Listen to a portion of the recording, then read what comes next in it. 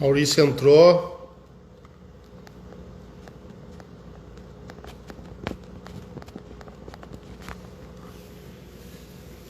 Vamos deixar rodar agora para o pessoal ir chegando. Professor Manuel entrou, já mandou.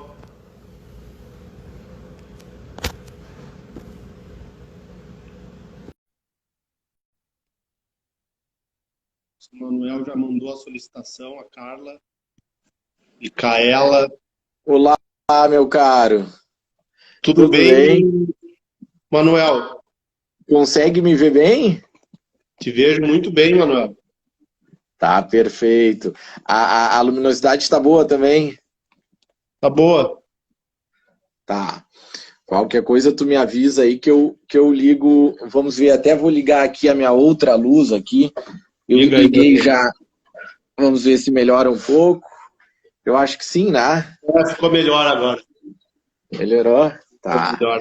E aí, meu caro? Mas é uma satisfação muito grande, professor Camilo, né? Uma honra o convite aí a tratar de um tema importante, né? Que nós gostamos bastante. Ficamos honrados aí.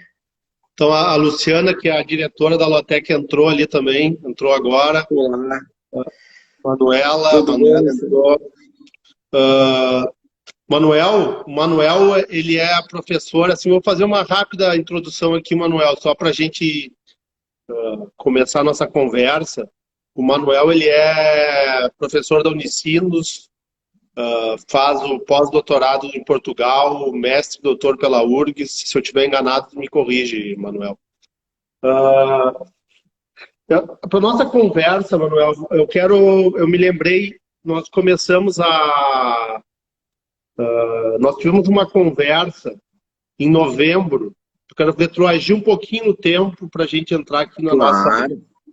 Claro, Eu e o Manuel, nós participamos de uma confraria, que é a Confraria dos Civilistas, que um dos líderes da confraria é o professor Daniel Starros, e o assessor é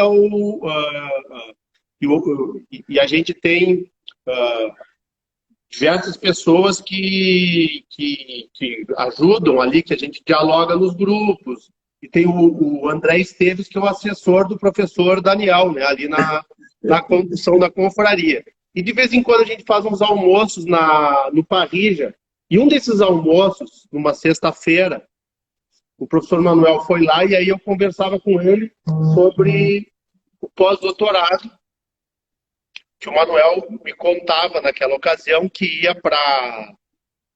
estava indo para Portugal fazer o pós-doutorado. Nós nunca imaginávamos que ia acontecer tudo o que aconteceu no mês de março, né? Eu acho que ninguém tinha a mínima noção. Então eu quero só, Manuel, para a gente começar a nossa conversa aqui, eu queria que tu contextualizasse a tua ida para Portugal dos teus estudos e aí a gente começa nosso nosso bate-papo. bate-papo.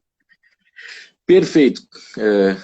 Professor Camilo, se me permite, agora vou apenas chamar de Camilo, é um grande amigo, já, né, essas novas tecnologias vêm permitindo, né, cada vez mais um contato estreito, próximo, trocamos muitas informações diariamente e podemos dizer, né, Camilo, que temos assim uma relação de amizade diária, né, e muitas vezes, poucas vezes, presencialmente podemos nos encontrar, né, dadas as atividades que nós temos, seja atividades junto à advocacia, mesmo acadêmicas, mas essas novas tecnologias nos aproximam muito. Bom, então realmente, Camilo, já faz um bom tempinho, né, desde aquele nosso almoço, que contava ainda que estaria indo a Portugal, né? Então fui para lá, né? Então no final do ano passado, início deste ano, passei lá quase 2 meses, tá? A fim de cursar, então, o pós-doc, e aí tive a grata honra de contar, né, e ainda tenho, porque ainda estou a cursar o pós-doc, ainda não o finalizei, com aquele que eu acredito, né, e não só eu, mas a comunidade jurídica voltada ao estudo da análise econômica do direito, considera, porque de fato é um dos grandes nomes mundiais, certamente está entre os 4 maiores nomes de análise econômica do direito no mundo, é o professor Fernando Araújo. Tá?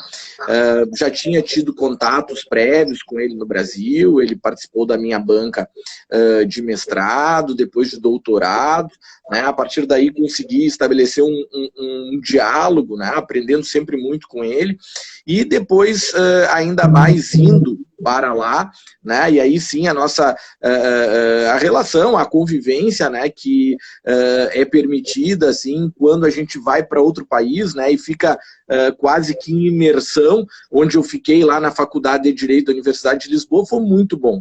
Tá? Então foi uma experiência, assim, está sendo uma experiência fantástica. Nós participamos lá de muitos eventos, né? Não só em Portugal, em Lisboa, mas em outras cidades e universidades de Portugal, como também na Espanha. Iríamos este ano, já estava programado uma ida para um evento e participação num evento na Itália, né, e eventualmente novamente na Espanha. Mas por conta da pandemia, pegou a todos de surpresa, né, estão suspensos agora todos os eventos presenciais e alguns eventos vão ser realizados, mas de forma virtual. Tá? Então vamos lá, né, vamos sair enfrentando essa nova realidade e que tem tudo a ver com os temas que nós trataríamos aqui. Né, mas o que eu te digo assim, Camilo, que né, uma grata lembrança que tu trouxeste aí ainda do ano passado, né, que tudo estava tão normal, né, e aí todos fomos pegos de surpresa, então, com essa nova, agora, circunstância. Mas eu não sei se isso é característica de um tolo ou não, mas eu sempre sou um otimista. Né? Eu acredito que daqui um pouco isso vai passar, em que pese aí a situação dramática, isso vai passar e a gente vai voltar mais fortes do que éramos. Né? Então, também conseguimos, aí, Camilo, eu vejo assim, e eu tenho conversado muito sobre isso com colegas, com alunos, né, e com clientes. Eu tenho dito uma coisa que me parece bastante ponderada. É muito difícil retirar algo de positivo dessa pandemia. Né? Como o próprio nome diz, é uma pandemia, é um número de mortes gigantesco, é muito dramático, é muito sofrido. Mas, diante deste cenário catastrófico, nós temos que tentar, pelo menos, né, de algum modo, encontrar algo positivo ou algo que nos faça crescer. Né? E eu vejo assim que esta pandemia, em que pese todo esse lado negativo, que é muito grande, está catalisando alguns processos que já haviam sido iniciados anteriormente, mas que agora, então, acabam se acelerando por conta desta pandemia e até trazem alguma eficiência para a nossa vida cotidiana, diária, e para o trabalho, sobretudo. Né? Que é, por exemplo, a nossa conversa que a gente está tendo hoje, agora. Né? Exatamente, Camilo, exatamente. Quantas, né, foi uma profusão, houve logo no início, né, talvez até de forma um pouco assim exacerbada, né, o número de lives logo que se instaurou a pandemia, né, assim, as 2 primeiras semanas foi de um certo choque, então estava todo mundo parado. Mas a partir ali da 2ª, 3ª e 4ª semana, aquilo veio com força, né? E as pessoas até num primeiro momento ficaram um pouco incomodadas, tamanho era o número desse tipo de oportunidade. Mas agora parece que se assentou e se assentou com uma certa maturidade. Né? Há uma eficiência muito grande. Nós podermos estar conversando aqui, né? Como tu disseste, a grande prova disso. Né? Eu estou vendo aqui diversos amigos e queridos amigos aqui nos assistindo, né? Que em outra oportunidade ou em outra situação nós não estaríamos utilizando com tanta naturalidade destes instrumentos. Talvez em algum momento, sim, isso viesse a acontecer. Como eu disse, né, não é algo novo, já existia essa tecnologia antes. Mas a pandemia nos forçou, né, catalisou, acelerou esses processos. Então há algo positivo, sim, de se extrair a partir disso, né, Camilo? Sim, com certeza. Manuel, me explica então, agora nós começamos a entrar assim no assunto, no teu assunto. O que é, tu trabalhas com direito e economia, tu consegue nos explicar um pouco o que é o direito e a economia, que área é essa, como é que ela Claro. se desenvolve? Perfeito, Camilo. Boa pergunta. Bom, para que eu conseguisse definir, né, o que é direito e economia, e tu utilizaste aí a expressão mais acertada em português, é direito e economia, tá? Mas mais conhecida pela um outro termo, uma outra expressão que é utilizada no Brasil, de análise econômica do direito. São consideradas expressões sinônimas e de fato o são, embora seja preferível realmente a utilização do termo de direito e economia, que aqui eu não vou até me alongar nesse sentido, explicando a razão, porque fugiria um pouco do objeto da nossa conversa. Mas tu disseste muito bem, né? Este movimento de direito e economia nada mais é, em realidade, do que uma abordagem analítica. Tá? Não é uma escola, pelo contrário, até mesmo conseguimos identificar escolas dentro do próprio movimento de direito e economia ou de análise econômica do direito, mas na realidade, se nós pudéssemos então conceituar de forma muito precisa o que é a análise econômica do direito, nada mais é do que uma abordagem analítica que se utiliza de um instrumental vindo da economia, mas veja, não só da economia, e aí eu sempre brinco, né, há uma certa esperteza por parte dos economistas, e eu me sinto até à vontade de fazer essa brincadeira, porque também sou economista, então não é nenhuma... Não é nenhuma ofensa. Eu era economista ali, por isso, Manuel. Porque o Manuel, Exato, né? além de tudo, ele é economista, né? Então eu gosto de brincar, assim, é uma baita de uma esperteza por parte dos economistas, que eles pegam tudo aquilo que há de mais avançado em termos de conhecimento humano e se apropriam daquilo, né? Como a gente pode ver com os avanços mais recentes realizados lá no campo da psicologia e próprio da neurociência, e trazem, dizendo que se chama de Behavior Law Economics, né? Ou economia comportamental. Então, na realidade, o que acontece? Nós temos que ter em mente que a economia hoje ela é considerada como a ciência da escolha. Né? De que forma nós podemos tomar decisões ou escolhas diante de um cenário de escassez de recursos. Uma vez que os recursos são escassos, portanto, nós temos que saber escolher e escolher da melhor forma possível, porque toda a escolha envolve um trade-off, ou seja, uma troca. Se eu escolho algo, eu estou abrindo mão de outra coisa. E isso é muito importante, sobretudo, na atividade jurídica, e não jurídica lato sensu, né? Tanto aquela que se expressa por meio da atividade do executivo, do legislativo, e também, vamos lá, nós que somos operadores do direito, né, aquilo que se revela muito clara e nitidamente por meio da atividade jurisdicional. A todo momento, quando há decisões, né, e nós, digo eu, enquanto advogado, né, e mesmo os advogados públicos, eles atuam no sentido a buscar decisões que sejam tomadas de uma determinada forma ou outra. Né? Então, veja, me parece quase que inconcebível que não se utilize, então, deste ferramental, que a análise econômica do direito poderia ser chamado do modo como quisesse, isso é o que pouco importa. Na realidade, é somente uma tentativa de tentar, na medida do possível, trazer maior racionalidade para o processo decisório, como também uma busca por maior eficiência, e eu vou fazer uma observação quanto à eficiência, para que não seja aqui confundido o que eu esteja a dizer, e também uma preocupação, portanto, maior com as consequências, com o consequencialismo, né?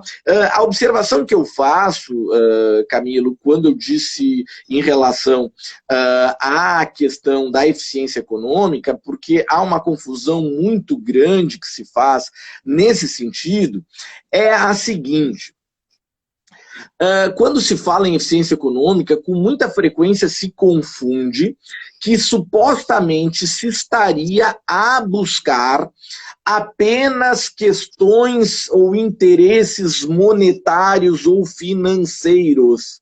Não há nada mais equivocado que isso. Não é? A economia, na realidade, ela se preocupa com preferências dos indivíduos, e por isso que ela é meramente instrumental, não é?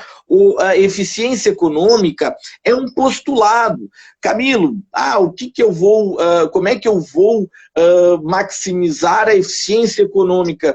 Bom, depende, por exemplo, se eu queira maximizar a tua eficiência econômica, Camilo, ou para ti, eu deverei antes conhecer quais são as tuas preferências, porque só a partir daí, então, que eu poderei, ou nós poderemos e buscaremos otimizar a eficiência econômica nesse sentido. Não é?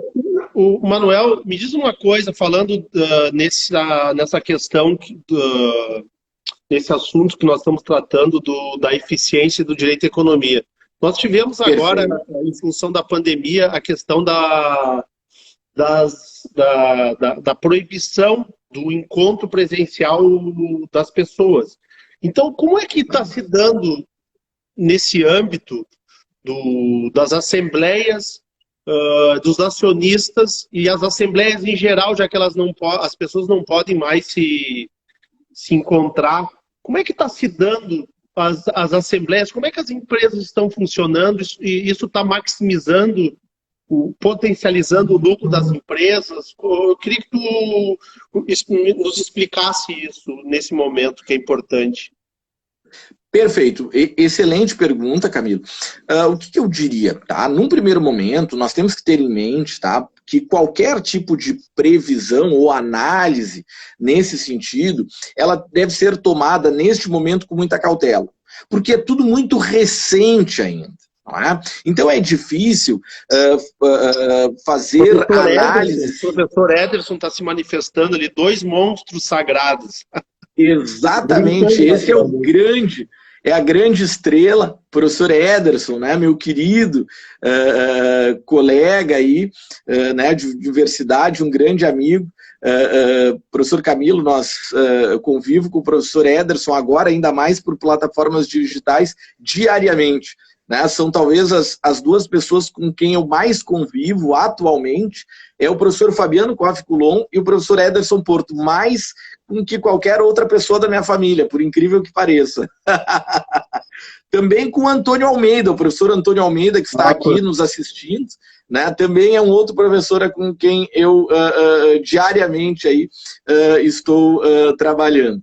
Mas veja, Camilo, então, como eu dizia, né, há uma dificuldade muito grande em poder já fazer análises, né, porque nós não temos ainda histórico suficiente. Tá? Também fazer previsões nesse sentido, claro que é possível e até mesmo louvável, mas existe uma margem de erro ainda muito grande, né, que obviamente é possível que nós estejamos a incidir. Mas, sobretudo, eu posso falar assim, quanto às perspectivas que existem em relação a isso. E elas são muito positivas. Tá? Elas são muito positivas, sobretudo quando nós estamos aqui a falar em assembleias virtuais ou digitais ou eletrônicas, né? Aí a escolha do consumidor, né? Porque essa terminologia ainda tem sido utilizada de forma muito ampla. Tá? O que acontece de fato, né, Camilo? Nós tivemos, e aí só contextualizando para nós podermos entrar propriamente no tema. Veja, Camilo, temos aqui, entrou um querido amigo, mais do que amigo, meu irmão, né? Eduardo Trindade, aí é médico, mas também vai assistir, né? Agora atual vice-presidente do Cremeros, aí nos privilegiando, aí nos prestigiando. Excelente. Veja só, Camilo. Então, o que acontece? Né? Por conta aí da pandemia, né, obviamente nós tivemos uma preocupação não só no Brasil, quanto no mundo inteiro, em relação à necessidade do distanciamento. Tá?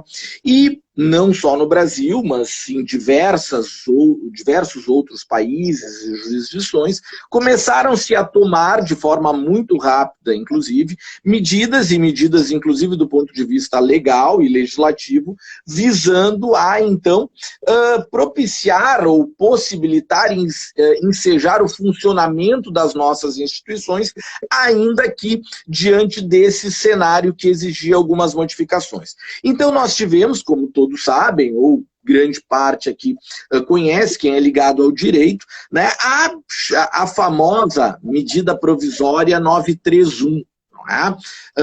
E aí a medida provisória 931 depois foi basicamente o que nos interessa aqui no que diz respeito às assembleias virtuais, a transformação em duas leis que nós temos que salientar. Sempre a lei mais lembrada que foi convertida foi a lei 14.010, não é? Que aí dispôs sobre o regime jurídico emergencial e transitório das relações jurídicas direito privado no período de pandemia, né? Salvo eu esteja enganado.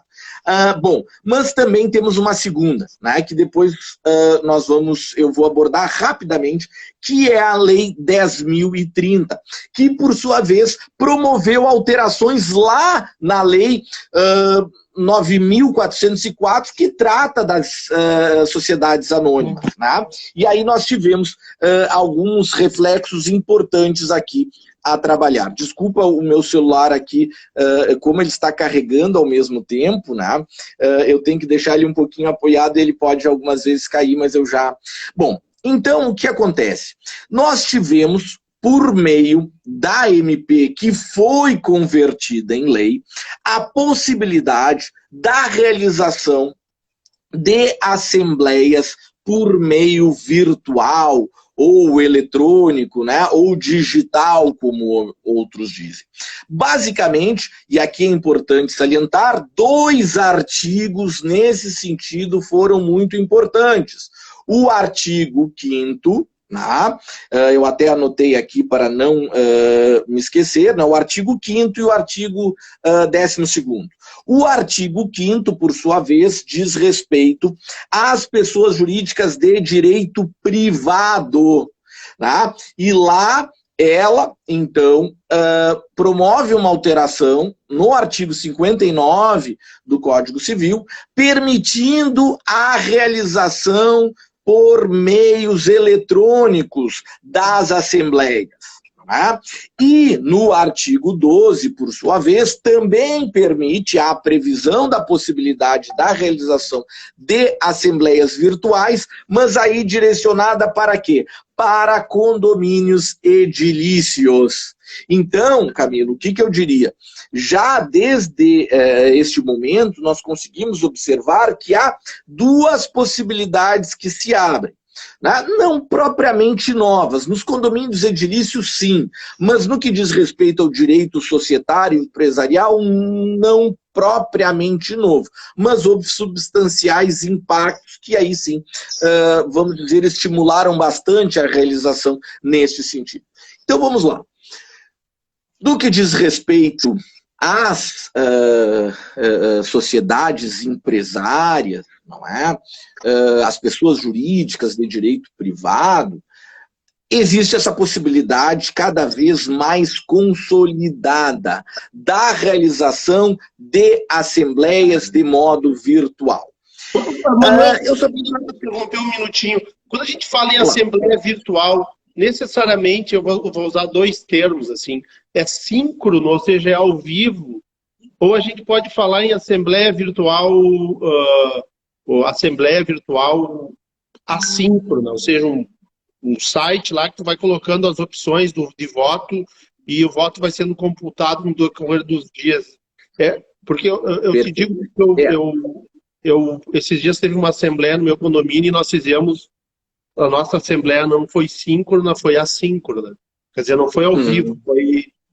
Eu queria só pontuar bem essa questão, assim, para tu explicar aqui para o pessoal. Excelente pergunta, tá? Excelente pergunta.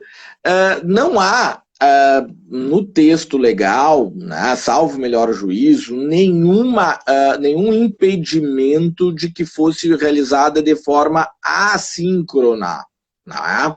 Mas, o que acontece? Nós não podemos confundir com outras possibilidades que, inclusive, já eram utilizadas. Né? O que nós tínhamos? Né? Normalmente, as assembleias, como regra, realizadas por meio presencial. Sim. Tínhamos também a utilização já de forma híbrida, e aí falando mais na questão do direito empresarial societário, a realização, especialmente lá nas sociedades anônimas, a realização de forma híbrida, né, em que a participação muitas vezes se dá de forma presencial, mas o voto poderia ser realizado, caso assim eu quisesse, de forma então remota, né, por meio de envio do voto.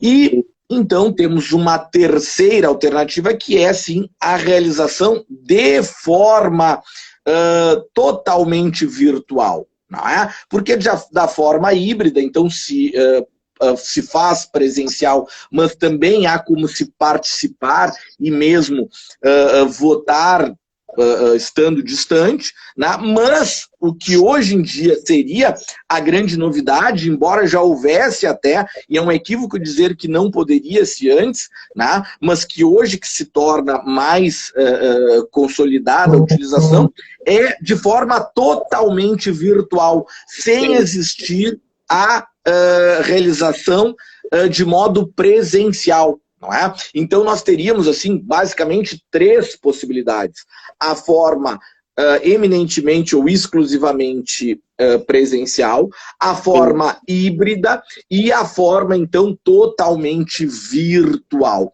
né? E sobretudo na questão dos condomínios, aí sim talvez seja a grande novidade da possibilidade de fazer ela de forma totalmente virtual. Não vejo, e aí respondendo a tua pergunta, Camilo, nenhum tipo de, vamos lá, impedimento da realização que não seja feita de forma assíncrona. Muito embora, vamos lá, e aí fazendo um paralelo com aula, né? É claro que uma aula, como a gente está conversando e quem está interagindo aqui, realizada de modo síncrono, é muito mais próximo do que uma experiência presencial.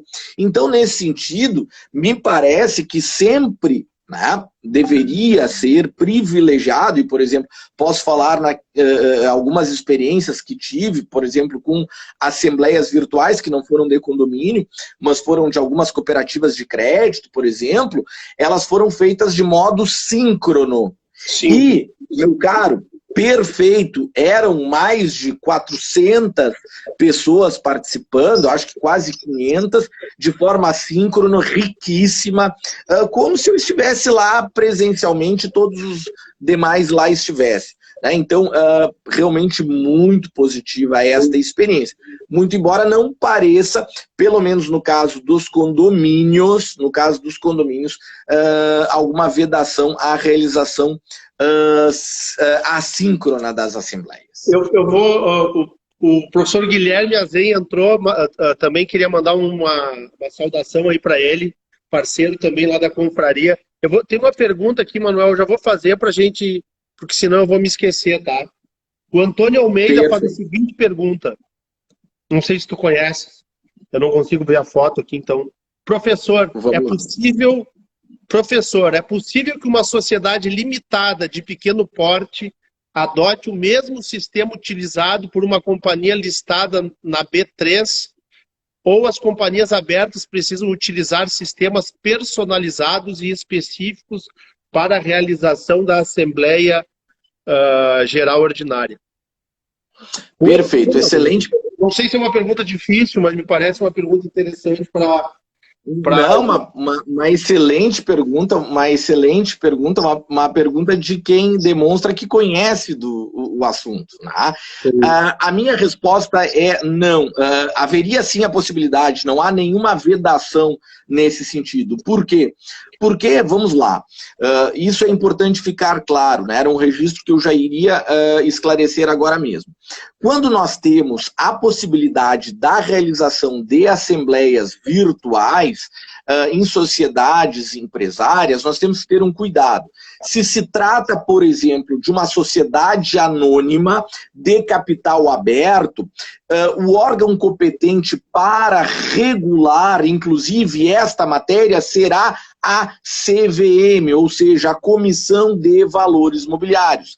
E, neste sentido, já existia, e agora consolidado por conta destas inovações trazidas pela legislação, não só pela Lei 10.000, pelo regime jurídico, né, a 10.010, como pela 10.030, já existia antes, vamos até, era a Instrução Normativa 481 de 2009, que continua em vigência, mas foi consolidada aí por uma nova Instrução Normativa da CVM, número 622, ou 622, tá? Então nós temos que observar ela para, então, ter um cuidado quanto à regularidade da realização destes atos da Assembleia Virtual. E lá na 622 está muito claro, ainda que nem sempre de forma expressa, mas se compreende de forma muito evidente, ainda que implicitamente, o princípio da neutralidade. Especialmente da neutralidade tecnológica, professor Camilo. Ou seja, não há indicação de um sistema preciso que tenha que ser utilizado.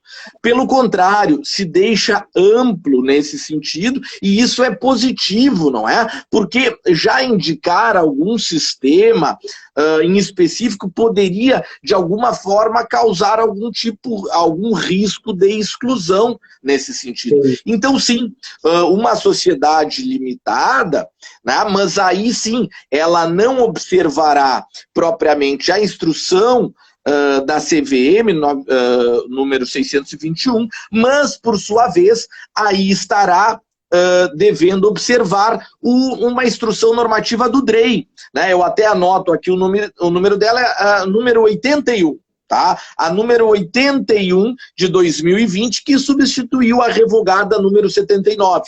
Tá? Então nós temos que ter esse cuidado. Olha, vamos realizar assembleias virtuais. Bom, trata-se de uma companhia de capital aberto, bom, então vamos ter que cuidar com a regulação realizada pela CVM, que é, mais recentemente, com a edição da instrução normativa, como eu já mencionei, 622, que traz algumas alterações na vigente 481 de 2009.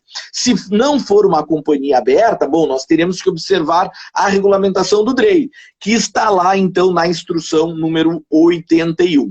Tá? E a resposta, então, ao Camilo, ao professor Antônio, é que sim, pode.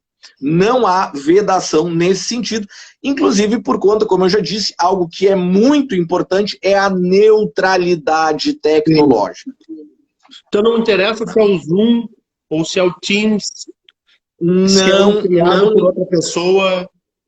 Não interessa, não interessa. Claro que nós temos que ter alguns cuidados, Camilo, no seguinte sentido, tá? Não há vedação na utilização de um e outro, desde que se consiga identificar devidamente, se exercer, né, ali tudo que é próprio da participação e seja, então, também possível uma constatação, então, da autoria, não é, com devida segurança. Embora não haja, por exemplo... a experiência ali do meu condomínio, só para... A gente fez assim, Manuel. Nós fizemos um debate sem deliberação, para tratar dos assuntos, que fez uma votação sem validade ali, né? Só para debater, e depois foi feito o voto daí num voto assíncrono lá, ficou aberto. Mas eu não gostei muito do sistema. Eu não vou dizer quem é a empresa, porque também não é o caso a gente ficar falando de empresa. Mas eu vou te dizer o que eu achei de falha no sistema esse que eu utilizei. Foi que ele não mostrava, tu clicava assim na opção, lá dava 3 opções de voto, lá que a gente tinha estipulado. Quando tu clicava, ele não deixava claro depois que o teu voto tinha sido computado. Eu achei isso... tem que cuidar, então, me parece, o sistema, porque depois todo mundo reclamava da mesma coisa, não era eu. A gente não tinha segurança que o voto foi computado. Exato, agora, claro, como é tudo muito recente, tem que se ter um certo cuidado, até no aprimoramento, não é? Mas como eu poderia, como eu estava te dizendo até, Camilo, uma preocupação muito grande que envolve essas questões agora, e até em conversas com o professor Antônio Almeida, que é um grande entusiasta, né, admirador e estudioso do direito comercial, né, nós estamos refletindo sobre alguns reflexos da própria LGPD, ou vamos dizer de forma mais ampla, né, toda a preocupação com a proteção de dados. Vamos pensar, Camilo, por exemplo, uma assembleia virtual de uma companhia aberta. Sim. O que acontece? Nós vamos ter que ter alguns cuidados muito grandes em termos de proteção de dados. Por exemplo, tem-se dito, e aí eu não sei, Camilo, né, se é conveniente a gente citar o nome das plataformas utilizadas ou não, mas algumas são mais conhecidas que outras, né? Outras são muito conhecidas. Por exemplo, o Teams, que é da Microsoft, o Zoom, não é? São possibilidades, né? Alguns são considerados mais seguros que outros, então têm sido mais utilizados, não é? Mas não há a priori uma determinação que seja utilizado um ou outro sistema. E eu acredito que a partir de agora, isso cada vez mais vai se desenvolver, né? Talvez até vão ser desenvolvidos, então, produtos mais personalizados para atender às individualidades de cada situação. Não é? Mas, assim, de um modo geral... Imagina uma assembleia da Vale do Rio Doce, da Petrobras, se os acionistas resolvem entrar na... E assim, existe um estudo... Pessoas, né? Os dados das pessoas. Exatamente. Né? Existe um estudo, até também conversando com o Antônio a respeito disso, do diretor da CVM, Gustavo Gonzalez, não é? Justamente, então, fazendo um retrospecto quanto a esse histórico recente, né? E o número de assembleias gerais ordinárias que foram realizadas, bem interessante, não é? E assim, ao fim e ao cabo, algo que seria interessante salientar é que estas transformações são muito, muito, muito positivas. Não é? Eu acho que assim, a tônica e uma questão que eu gostaria de deixar aqui registrado neste assunto é que estas transformações, Camilo, vão naquele sentido hoje da nossa conversa inicial. Elas são muito importantes e muito positivas. Inclusive, agora vamos mais nos referir, então, às companhias abertas, de capital aberto, né, que nós estamos vendo que estão a crescer, né, as aplicações, não só por pessoas jurídicas e fundos, mas muito por pessoas físicas no mercado de capitais, especialmente no mercado bursátil no Brasil. E essas transformações são muito importantes, porque, ao contrário do que outros colegas que também militam no direito empresarial e mesmo colegas da academia, eu tenho uma opinião muito favorável neste sentido. E vai na seguinte linha. A utilização de assembleias virtuais favorece o minoritário, protege o minoritário. E até eu diria mais, né? Talvez favorecer não seja a expressão adequada. Vamos dizer que talvez reequilibra um pouco as forças do minoritário frente ao controlador, ou mesmo que sejam, não seja o controlador, aqueles que muitas vezes possuem aí sim muito mais recursos e uma participação acionária muito maior, não é? Eu sei que o professor Camilo aqui é um entusiasta da Bolsa, né? Mas temos colegas, né, professor Camilo, que são grandes investidores, né, lá na própria confraria, também não vou citar nomes aqui, né, mas temos colegas que são tubarões no investimento em Bolsa de Valores. E vejam como na realidade favorece, né, ou pelo menos facilita a participação deles, que de outra forma não haveria possibilidade alguma. Então eu sou um grande entusiasta. Isso só vem não só a proteger a condição do minoritário, como fortalecer o mercado de capitais no Brasil, especialmente os mercados bursáteis.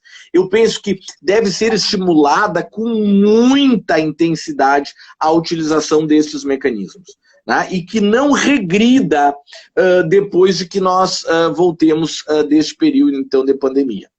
Não, isso democratiza, né? Esse tipo de assembleia democratiza muito Totalmente, cara. Democratiza, permite o acesso, traz maior igualdade, paridade de armas, permite que haja uma interação e mesmo uma participação muito mais efetiva em todos os atos. E veja mais, Camilo, e aí tocando já, linkando com algo que é muito importante, que nós estamos a dialogar já há algum tempo, né, Camilo? Nada é por acaso. Não é mesmo? Se nós dermos alguns passos atrás, né? Se nós dermos alguns passos atrás, nós poderemos compreender, Camilo, que há um fenômeno maior. Há algumas regularidades presentes em vários fenômenos que se assemelham atualmente. E eu diria que talvez a tônica de todos eles é hoje esse novo paradigma de economia de plataforma. Exatamente, era essa a pergunta, era isso que a economia de plataforma é uma das inovações que eu acho que é mais uma não é uma inovação porque ela já existia, mas ela se consolidou no Esse processo, Camilo, embora já existisse antes, então não é nada novo, ele se catalisou muito por conta da pandemia. E nós temos algumas evidências muito concretas nesse sentido. Tu vês, mesmo a Amazon, né, que já vinha se tornando, e aí havia se tornado o homem mais rico do mundo, não é? O Jeff Bezos, depois ele caiu algumas posições por conta do divórcio, agora ele recupera muito mais do seu patrimônio por conta da própria pandemia, né? Aqui temos o caso da a Magalu, né, com um case de sucesso que vem digitalizando o seu negócio, o seu business. Então, veja, a economia de plataforma, ela vem a se revelar em diversos mercados, não é? Seja, talvez de forma mais contundente, inicialmente nós observamos isso ocorrer com maior evidência no mercado de transporte público individual, no caso do Uber e afins, não é? Mas depois, por exemplo, na área de entretenimento, que é o streaming, é plataforma, né? Amazon, Netflix, agora temos Google Play e assim por diante, é entretenimento. O Hotmart, que vende cursos, né? O Hotmart. Hotmart no mercado de educação, temos no mercado, por exemplo, imobiliário, por mais que tu usufrua no mercado real, a oferta e a demanda estão em plataformas, estão ligadas por meio de plataformas. Por exemplo, Airbnb. Eu até brinco em sala de aula, né, sempre de forma muito respeitosa, mas eu digo, até os relacionamentos estão diante de uma economia de plataforma, né? Esses dias eu falava com um colega solteiro, né, obviamente, que eu disse assim, eu quis dar o exemplo, mas ó, plataforma até os relacionamentos. Veja o Tinder. Daí ele me corrigiu, ele disse, não, Manuel, o Tinder já é coisa do passado, agora é o Happn, porque ele inclusive usa um mecanismo de aproximação, que tem um raio, né? Então só quem está próximo ele mostra. E esses dias eu fui dar o exemplo, né, para os alunos em sala de aula, os alunos da especialização mais jovens, né? E aí um já prontamente me corrigiu, professor, já está ultrapassado, não é nem mais o Happn, agora é o Inner Circle, é o mais novo aí, aplicativo de plataforma. Então, veja, isso vem se revelando em vários mercados, não é? A economia de plataforma. E não poderia ser diferente nesses ambientes, então, de realização de atos jurídicos, sejam eles empresariais ou mesmo atinentes a condomínios, não é? Por quê? Vamos lá, o que eles promovem? E aí a gente tem que, eu acho que especialmente quando a gente busca fazer ciência, e mesmo quando não só fazer ciência por fazer ciência, mas sim quando a gente quer aplicar em algo concreto e improver a nossa atuação, vamos lá, o que eu digo? Né? O que está acontecendo por trás disso quando nós estamos diante de uma economia de plataforma? Nada mais é... A Luciana, que é a diretora, a Luciana Aranaldi, não sei se tu conhece, ela disse que daria para fazer uma live só com isso, um debate só com economia de plataforma, e realmente é, né? Exatamente, porque nada mais é do que uma redução severa dos custos de transação, que são uma das espécies das falhas de mercado. Então, reduzindo-se os custos de transação, torna-se a eficiência econômica muito maior. É o que acontece nas assembleias virtuais. Imagina só, Camilo, se eu, por exemplo, tenho que ir para participar, se eu tivesse ações, por exemplo, da Petrobras, da Usiminas, né, eu tivesse que ir até Rio de Janeiro, São Paulo, para participar, a pessoa não vai, não tem tempo ou nem compensa os custos. Reduzindo-se os custos de transação por conta das assembleias virtuais, se torna muito mais efetivo, muito mais possível essa participação. E o mesmo caso da economia de plataforma, né? Por causa que na economia de plataforma, imagina, tu diminui todo o custo de aluguel, de exatamente. Exatamente. Aí o que acontece, não só os custos imobilizados eles se reduzem, como também muitas dessas plataformas, eles muitas vezes se tornam apenas os matchmakers, né, ou um marketplace. Eles não precisam aí adquirir mercadoria, ter estoque, nada disso. Eles simplesmente fazem um link entre as partes envolvidas, não é? E veja, voltando um ponto à questão das assembleias virtuais, não é? Um ponto só que não me preocupa, mas eu gostaria que não houvesse essa limitação temporal. Isso diz respeito aos condomínios edilícios, tá? A possibilidade, ela está adstrita ao dia 30 de outubro, por conta da própria Lei 10.040, desculpa, 14.010, né? Então, lá no artigo 12, né, diz que seria até o dia 30 de outubro. E depois, caso não haja aprovação de outros projetos de lei, e aí eu, como temos um grande especialista, inclusive na confraria, o nosso colega Fábio Baldiceira, né, eu tive até o cuidado de conversar com ele rapidamente, dizer, olha, Fábio, tem alguma modificação aí ou não? Vai até o dia 30 de outubro, realmente, né? Depois essa autorização, essa permissão cairia, né? Mas que já existem outros projetos de lei que talvez venham a ser aprovados, né? Que certamente trariam um grande avanço. Não só para aquelas pessoas... Eu acho que esse tipo de coisa não volta mais, Manuel. É aquela... Tu deu um passo para frente, as pessoas não... Tu imagina uma reunião de condomínio, qualquer uma. Tu não precisa mais sair de casa, porque o que acontece? Vou marcar uma reunião de condomínio 7 da noite. Aí, sei lá, janta, filho, tudo que tu possa imaginar acontece às 7 da noite, né? Exatamente, Aí, exatamente. tu não precisa nem deixar no ao vivo, né? Deixa, a coisa está acontecendo, tu tá tranquilo ali ouvindo, as coisas estão rodando, e aí tu tá participando, vota, enfim, agora acabou o empecilho acabou, então eu não vejo mais possibilidade de voltar. Eu diria, Camilo, que o que tu chamas de empecilho são os custos de transação. Os custos de transação. Então, esse fenômeno que agora se utiliza também nas assembleias não deixa de ser um fenômeno, né, uma consequência dessa economia de plataforma. Não é? Porque aí as assembleias vão ser realizadas ou estão sendo realizadas por meio de plataformas digitais. Não é?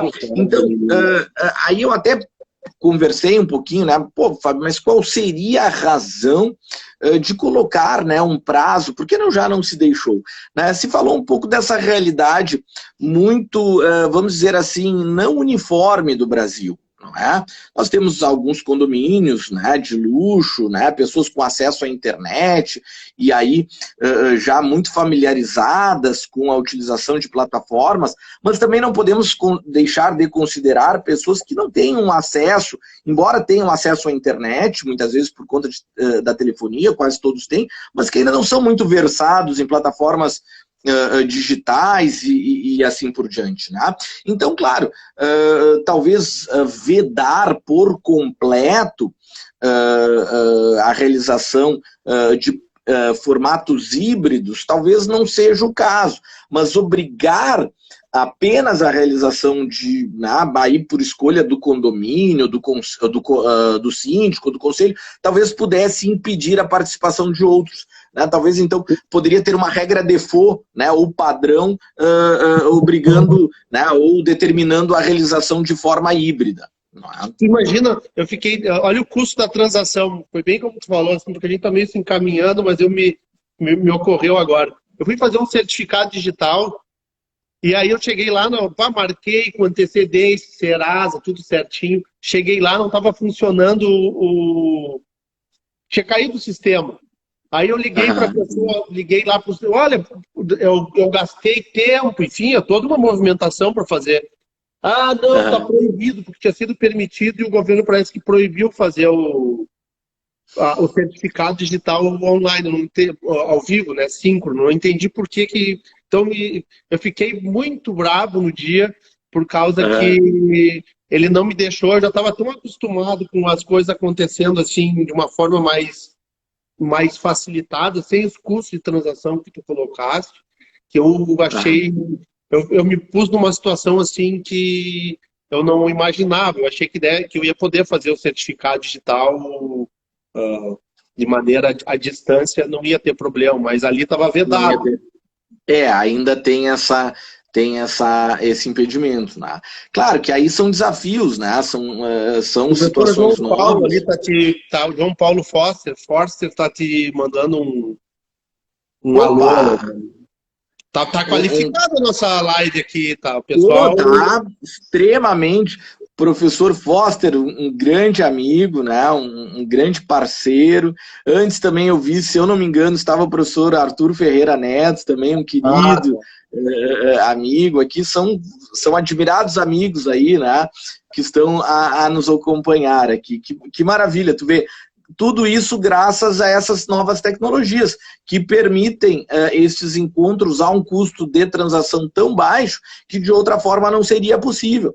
Né? Então acho que a gente pode extrair, muito embora essa situação tão delicada da pandemia, né, nós temos que extrair alguns pontos bastante positivos, né, que foi essa, vamos assim, aceleração que nós fomos obrigados então a nos lançar a utilizar essas novas tecnologias. Por exemplo, aqui grande parte, né, inclusive da nossa audiência, né, o que muito nos honra são professores, inclusive. Né, e todos nós agora continuamos a poder exercer, né, o magistério, né, por conta dessas novas tecnologias, porque se fosse de outra forma, nós não poderíamos, inclusive a advocacia. Não é? Então, estas assembleias virtuais, eu sou um entusiasta. Olha o problema, porque a gente está se encaminhando para o fim, Manuel, e eu não queria terminar assim na corrida, mas olha o problema dos autos em papel. O TJ teve que suspender os prazos de tamanho as filas que estavam se formando, né? Porque a gente está num outro momento e aí os autos... Imagina se tudo fosse como os autos em papel. Já pensou? O caos que a gente teria se transformado não foi um caos tão grande, assim, foi um caos, mas a gente se adaptou rapidamente porque a gente tem outras formas de comunicação. Basta ver a parte essa dos processos em papel, o grande problema que causou agora, essa semana, as filas, né? Com os autos eletrônicos, com a facilidade, sem custo de transação, né? Exatamente. Olha, Camilo, eu vou te dizer uma coisa, isso aí não falando como professor, mas como advogado. A realidade dos processos eletrônicos é fantástica, é maravilhosa. Nós somos jovens, mas não tanto, né, Camilo? Sim. Pegamos aquela realidade, eu não sei se tu pegaste essa realidade, né? O Camilo certamente muito mais jovem do que eu, mas Camilo, eu peguei na minha época de estagiário, né? Trabalhava num escritório ali no centro, tá? No antigo edifício consórcio, eu ia todos os dias ao fórum, enquanto estagiário, pegava o ônibus e vinha carregando o processo. E aí a gente usava toda a manhã e tarde para diligenciar no processo e à noite, os finais de semana, para minutar petições, não é? Então hoje é uma maravilha. Os meus estagiários, Manuel, quando a gente entrou ali quando eu entrei ali na procuradoria, na AGU, a briga era porque eles tinham que ir de carrinho, imagina o volume de processo, era para escapar de levar as cargas para a justiça, tinha uma Kombi. Eles contratavam uma Kombi para levar os estagiários com os processos que saía 2 vezes por dia. Exatamente. Não ia tão longe, mas foi logo atrás, assim. Exatamente. Manuel, eu quero assim, eu não quero porque vai terminar, sabe que tem esse prazo aqui de 1 hora. Eu acho que a nossa conversa foi muito interessante, assim, ela flui rápido. Eu já tinha conversado contigo ao vivo várias vezes, com o Juliano Madalena ali. Juliano Madalena. É um querido. Fala, mano. Não, querido amigo também, né? Mais um. Eu acho que é um privilégio meu ter podido conversar contigo, da audiência, da Alotec. Então, eu acho que aqui, em nome da Alotec, eu te agradeço tu teres aceitado o convite e está aberto para nós conversarmos de outros assuntos aí na tua área de atuação, Manuel. Então, agradeço muito, muito, muito. Camilo, estou sempre à disposição, excelente. Passou tão rápido que nem parece que foi 1 hora, né? Vamos ter que voltar, tá? Outro tema que eu estou aí, olha, falando muito, que eu acho que interessa bastante, é a questão das fintechs, a regulação do mercado financeiro e de capitais diante dessas novas tecnologias, tá? Então, Camilo, fico sempre aí à disposição, fico muito feliz, honrado com o teu convite, conte comigo. Ficamos com um gostinho de quero mais aí, poderíamos ficar horas conversando. É isso aí, valeu, Manuel. Um grande abraço. Boa noite. Cara, um forte abraço. Viu, Manuel? Fica gravado, depois eu mando o link para tu distribuir. Perfeito, vamos lá. Valeu. Forte abraço, meu caro. Um abraço. Tchau, tchau.